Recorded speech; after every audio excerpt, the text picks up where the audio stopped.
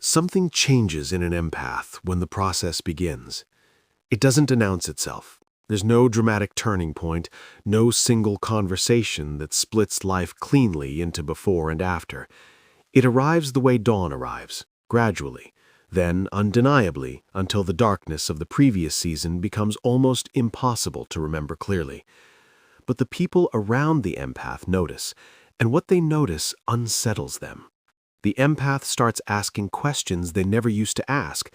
They start pausing where they used to rush to fill the silence. They start looking at relationships that once felt permanent and feeling for the first time something resembling objectivity, not coldness, not withdrawal, but a new and quiet willingness to see things as they actually are, rather than as they need them to be.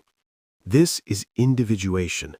And for empaths, it is the most transformative and most disorientingly process they will ever move through. Kyung devoted his life's work to understanding what happens when a human being begins the journey toward becoming fully themselves, not the self that was shaped by other people's needs, not the self that learned to survive by adapting endlessly to the emotional climate of everyone around them, the self that exists underneath all of that. The self that was always there, waiting with extraordinary patience for the moment it would finally be allowed to emerge. Jung found that for empaths, individuation didn't just change how they felt, it changed what they became. And what they became was something that the world around them, having grown accustomed to who they used to be, was rarely prepared to receive. Today, I want to show you exactly what happens to an empath when individuation begins, what shifts, what falls away, what gets built in the place of what was lost, and why everything that feels destabilizing about this process is actually the most trustworthy sign that something real is finally happening. Before individuation, most empaths are uncomfortable with silence in a way they've never fully examined. They fill it with reassurance, with explanation, with the warm and constant current of emotional availability that the people around them have learned to rely on. Silence feels like absence, like failure, like the beginning of someone else's disappointment.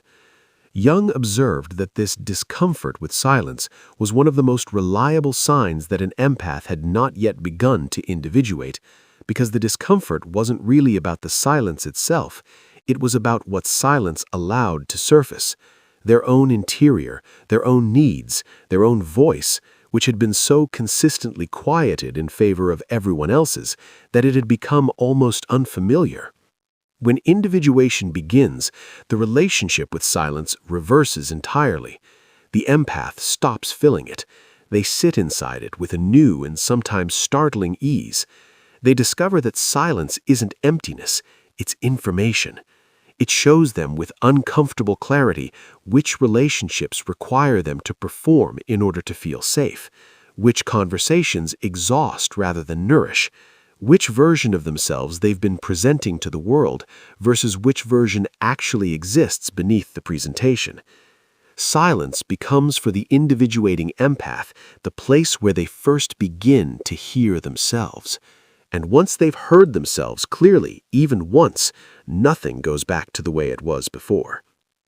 For most empaths, being needed has functioned as a kind of emotional oxygen, not because they are weak or naive, but because they learned, often very early, that being needed meant being valued, that their place in the lives of the people around them was secured by what they provided, that love in its most reliable form arrived through usefulness. Jung recognized this pattern as one of the central mechanisms keeping empaths from individuation, because as long as being needed felt like being loved, the empath had an unconscious incentive to remain in relationships and dynamics that required them to give more than they received. Every request was an opportunity to confirm their worth. Every crisis was a chance to prove they belonged. When individuation begins, this equation starts to dissolve. The empath begins to notice the difference between being genuinely valued and being strategically needed, between someone who loves who they are and someone who loves what they do, between relationships where their presence is treasured and relationships where their function is what matters, where if they stopped performing that function, the connection would quickly collapse. This noticing is uncomfortable, deeply uncomfortable, because it requires the empath to grieve a version of love they spent years believing was real. But Jung was clear that this grief was not a setback. It was the necessary clearing that made space for something true to grow. The individuating empath slowly, steadily, stops organizing their life around being needed. And in that space, for the first time, they begin to ask what they actually need. The question feels strange in their mouth. It takes practice, but it changes everything. Every empath, by the time individuation begins, has accumulated an enormous amount of other people's definitions of them. They are too sensitive, too intense, too much. Or, from the other direction, they are endlessly patient, always available, the one you call when everything falls apart, the strong one, the stable one, the one who holds it together for everyone else. These definitions, whether they arrive as criticism or as praise, share something in common. They are all descriptions of what the empath does for other people, not who the empath actually is. Jung called this accumulated identity the persona, the mask built from the expectations of others, worn so long and so consistently that it begins to feel indistinguishable from the face beneath it.